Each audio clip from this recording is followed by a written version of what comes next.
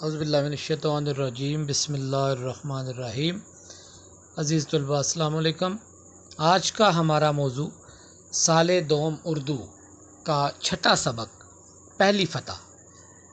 عزیز طلباء یہ سبق جیسا کہ آپ جانتے ہیں، آپ کے سامنے بھی ہے کہ نسیم حجازی اس کے مصنف کا نام ہے اور بہت اہم سبق ہے جس میں واقعہ بیان ہوا ہے، اپنی فتح کے نام سے کیا جانا چاہتا ہے۔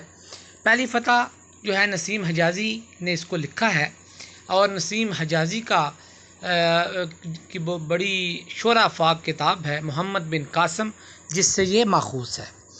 تو یہ اس کا واقعہ اس طرح ہے کہ آج سبق کا ہم خلاصہ بھی دیکھیں گے، اہم پہلو بھی دیکھیں گے، مشکل الفاظ کے معنی بھی دیکھیں گے، کچھ سیاق و سباق کے حوالے سے کچھ مصنف کا تعارف کروائیں گے اور پھر نیکسٹ سبق میں اس کی تشریح کریں گے۔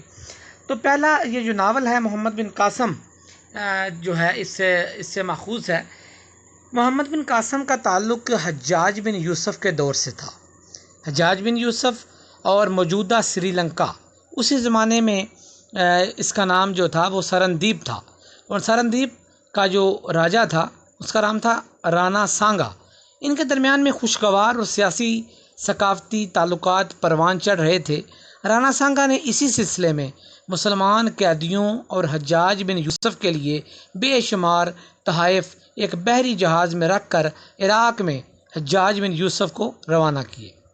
راستے میں دیبل کی بندرگاہ کے آس پاس، جو کہ آج کل موجودہ کراچی کے ارد گرد کا علاقہ ہے، وہاں پر ہندوستان کے حکمراں راجہ داہر کے لٹیروں نے اس جہاز کو لوٹ لیا اور ان مسلمانوں کو قید کر لیا۔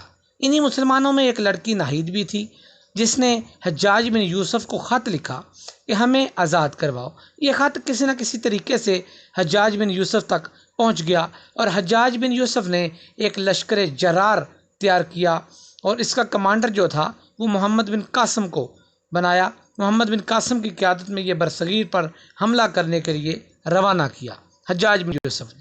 اس سبق میں لشکر کی تیاری، روانگی، برصغیر میں آ کر ان کی پہلی فتح کا واقعہ بیان کیا گیا ہے۔ آئیے اس سبق کی جانب چلتے ہیں اور اس سبق کے باقی پہلو دیکھتے ہیں۔ اس سے پہلے کہ ہم سبق کی جانب جائیں، ہم جو ہے اس کے مشکل الفاظ بھی دیکھیں گے۔ اس میں جو ہمارے مصنف ہیں نسیم حجازی، انہوں نے جو کتابیں لکھی اس کا بھی مختصر سا تعارف کرواؤں گا۔ تو آئیے آگے چلتے ہیں۔ جی عزیز طلباء، آپ کے سامنے پہلی فتح کا تعارف جو ہے نسیم حجازی 1914، یہ مصنف کا تعارف ہے۔ 1914 کو سہانپور ضلع گرداسپور میں پیدا ہوئے۔ ان کا اصل نام محمد شریف تھا۔ BA تک تعلیم حاصل کی۔ قیام پاکستان کے بعد کوئٹہ پر انہوں نے سکونت اختیار کی، وہاں پر رہے۔ صحافتی زندگی کا آغاز کیا۔ طویل عرصے تک صحافتی خدمات سر انجام دیتے رہے۔ بعد میں صحافتی زندگی ترک کر کے ایبٹ آباد میں ناول لکھے اور خصوصی تاریخی ناول نگاری پر بڑا نام کمایا، اور آپ کا شمار ادب کے معتبر ترین لکھاریوں میں ہوتا ہے۔ مختصر سا تعارف جو ہے، اب ان کی تصانیف کا بھی مختصر سا تعارف دیکھ لیتے ہیں۔ جی تصانیف میں دیکھیے جی، پردیسی درخت، انسان اور دیوتا، کلیسا اور آگ، اندھیری رات کے مسافر، شاہین، قافلہ حجاز، معظم علی اور تلوار ٹوٹ گئی۔ اس کے بعد آگے دیکھتے ہیں یہ جو یوسف بن تاشفین، محمد بن قاسم، آخری مارکا، آخری چٹان، خاک اور خون، پورس کے ہاتھی وغیرہ، یہ ساری ان کی کتابوں کا مختصر سا جو ہے وہ نام آپ کے سامنے سے رکھے ہیں کہ آپ کو پتہ چلے کہ بہت سی کتابوں کے یہ مصنف ہیں اور کتنا بڑا نام ہے۔ اب ان مشکل الفاظ کی جانب چلتے ہیں۔ جی مشکل الفاظ کے معنی آپ کے سامنے ہیں، یہ آپ دیکھ سکتے ہیں۔ دور افتادہ، دور دراز، الگ تھلگ۔ بصرہ اور کوفہ عراق کے 2 شہروں کے نام ہیں۔ غیور غیرت مند ہے۔ معمر زیادہ عمر والی بوڑھی عورت۔ تقلید کرنا، اتباع کرنا، پیروی کرنا۔ بیت المال سرکاری خزانہ۔ گوارا پسندیدہ، اچھا لگنا۔ سامان رسد جنگی سپاہیوں کے کھانے پینے اور ضروریات زندگی کا سامان۔ تیر انداز تیر چلانے والا۔ منظم کرنا، ترتیب دینا۔ دستہ فوج کا حصہ، فوج کا ایک دستہ جس میں جو ہیں وہ کچھ بندوں کی جو ان کی تعداد کو رکھ کے ایک گروپ بنایا جاتا ہے، گروپ بندی کی جاتی ہے۔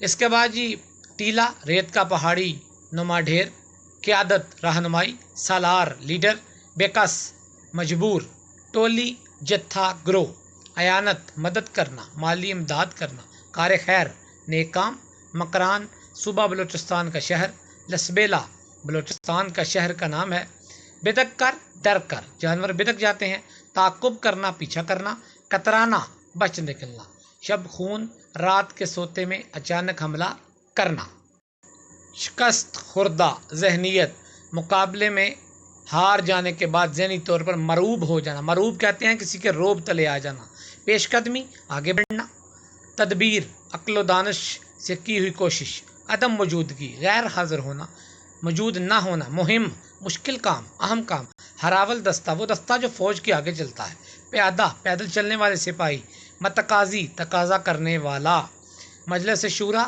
مشاورتی کمیٹی، عقب پچھلی طرف، منقسم تقسیم شدہ بٹی ہوئی، مٹھی بھر تعداد میں نہایت کم، سرشار ہونا ڈوبا ہوا، شتر اونٹ کو کہا جاتا ہے، فقط محض ترغیب دینا اکسانا ابھارنا، نائب خلیفہ معاون مددگار ثابت کرنا وغیرہ وغیرہ۔ آئیے اب خلاصے کی جانب چلتے ہیں۔ جی عزیز طلباء خلاصہ دیکھیے، مصنف لکھتے ہیں کہ دمشق کے لوگ صبح کی نماز کے بعد محمد بن قاسم کی فوج کا جلوس دیکھ رہے تھے۔ دمشق سے بصرہ تک ہر گلی کوچے میں ناہید کی پکار پہنچ چکی تھی۔ مائیں اپنے بیٹوں، بہنیں اپنے بھائیوں اور نوجوان عورتیں اپنے شوہروں کو نوجوان سالار کا ساتھ دینے کے لیے تیار کر رہی تھیں۔ زبیدہ اور محمد بن قاسم کی ماں کی تبلیغ عورتوں کے اندر مجاہدین کی اعانت کا جذبہ بیدار کر رہی تھی۔ اسی کی بدولت بصرہ کی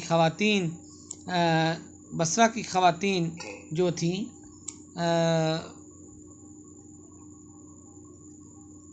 نے فوج کے اسلحہ کے لیے چند ہی دن میں جو ہے وہ بیت المال کو سونے اور چاندی سے بھر دیا۔ بہت بڑا کام تھا جو انہوں نے کیا۔ محمد بن قاسم نے بصرہ میں 3 دن قیام کیا۔ اسی دوران اطلاع ملی کہ مکران کے گورنر نے 20 آدمیوں کا جو وفد دیبر روانہ کیا تھا ان میں سے 18 افراد کو قتل کر دیا گیا ہے۔ اس خبر نے بصرہ کے عوام میں انتقام کی آگ بھڑکا دی۔ دمشق سے روانگی کے وقت محمد بن قاسم کی فوج کی کل تعداد 5000 جبکہ بصرہ سے روانگی کے وقت فوج کی کل تعداد 12000 تک پہنچ چکی تھی۔ محمد بن قاسم کی فوج مکران پہنچی تو بھیم سنگھ 20000 فوج کے ساتھ سندھی گورنر کی مدد کو پہنچ چکا تھا۔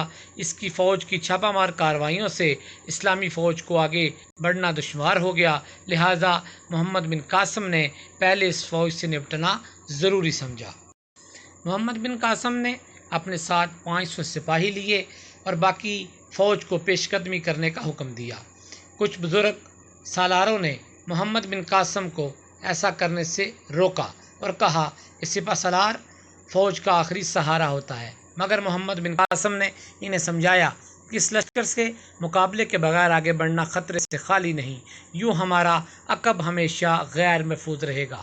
مزید یہ کہ مسلمان بادشاہوں یا سالاروں کے لیے نہیں لڑتے بلکہ وہ اپنے خدا کے لیے لڑتے ہیں اور خدا ہمیشہ موجود رہے گا۔ جنگ قادسیہ میں ایرانی لشکر نے رستم سے امیدیں وابستہ کی تھیں۔ یہی وجہ ہے کہ رستم کی موت کے بعد فوج بھاگ کھڑی ہوئی، جبکہ مسلمان اپنے سالار سعد بن وقاص رضی اللہ تعالیٰ عنہ کی بیماری کے باعث غیر موجودگی کے باوجود بھی لڑے اور فتح حاصل کی۔ محمد بن قاسم کے احکامات سن کر زبیر نے ساتھ جانے کی خواہش کی، مگر محمد بن قاسم نے مکران کے گورنر محمد بن ہارون کو لشکر کی کمان سونپ کر زبیر کو اس کا نائب مقرر کر دیا۔ یہاں پر ہمارا خلاصہ جو ہے وہ ختم ہو چکا ہے۔ انشاءاللہ نیکسٹ جو لیکچر ہوگا اس میں اس سبق کی سیاق و سباق کے حوالے سے تشریح جو ہے وہ آپ کے سامنے پیش کروں گا۔ اجازت چاہتا ہوں۔ السلام علیکم ورحمۃ اللہ وبرکاتہ۔